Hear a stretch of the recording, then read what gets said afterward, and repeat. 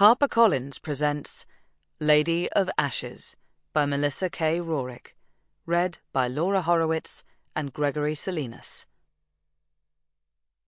Little Whirlwind and the Prince. The girl clapped her hands over her mouth to quiet her breathing. Her knees were drawn into her chest as she huddled under the sofa table in the drawing room. The navy and gold embroidered decorative covering hid her from view. She sniffed the air, scenting him in the room. "I know you are in here," came his voice. She felt a flicker of power spearing out into the room. She couldn't hear his footsteps, even with her Fae hearing. But then again, when a Fae warrior was hunting you, he knew how to move without a sound.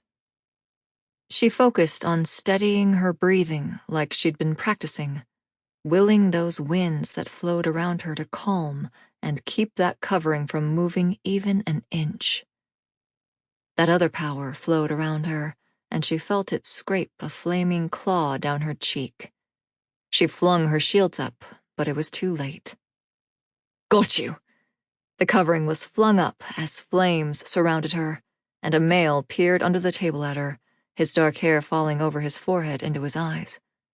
The girl screamed. The male's laughter filled the room as the girl giggled with delight. "You calmed your wind, but you forgot about your shields, little whirlwind." I know, the girl huffed. "There is so much to remember." The male's golden eyes twinkled.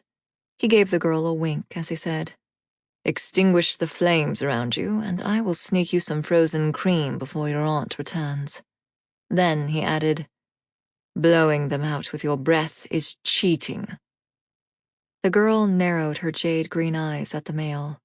In a whiny voice, she said, "Why can I not just blow them out?" "Because you need to learn to use your power with your mind, not just with your hands and mouth. So either put them out by sucking the air from them, or you will be stuck under there all day while I eat frozen cream by myself," he answered. The girl had a pout on her lips, but she closed her eyes. In and out, in and out. She steadied her breathing, just like he had taught her to do, pulling from her pool of winds and air. "Easy, Torwin," the male said softly. "You control it. It does not control you." I know, Tolwyn muttered. She reached into that pool of swirling wind, trying to pull up just a small amount of air current, when something else caught her attention. There were flowers and sand and leaves amongst her winds. Where had those come from? The flowers were beautiful, tiny purple lavender and white dogwood blooms. She reached towards those now, swirling in her whirls of air, and as she touched one, a gust of wind blew through the room. The flames around her roared to life.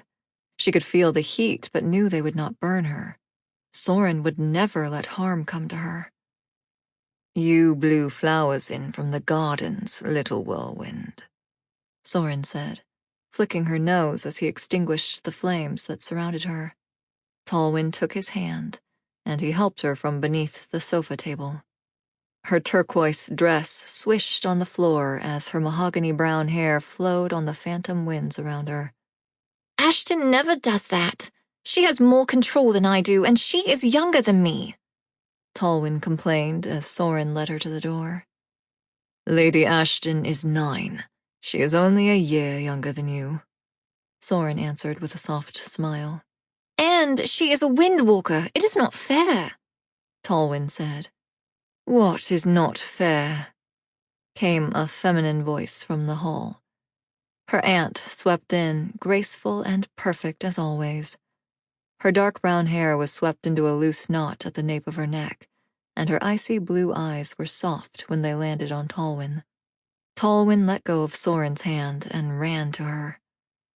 "Hello, little queen," her aunt said, crouching down to peer into her eyes and stroking her cheek. "Now tell me." Sample complete.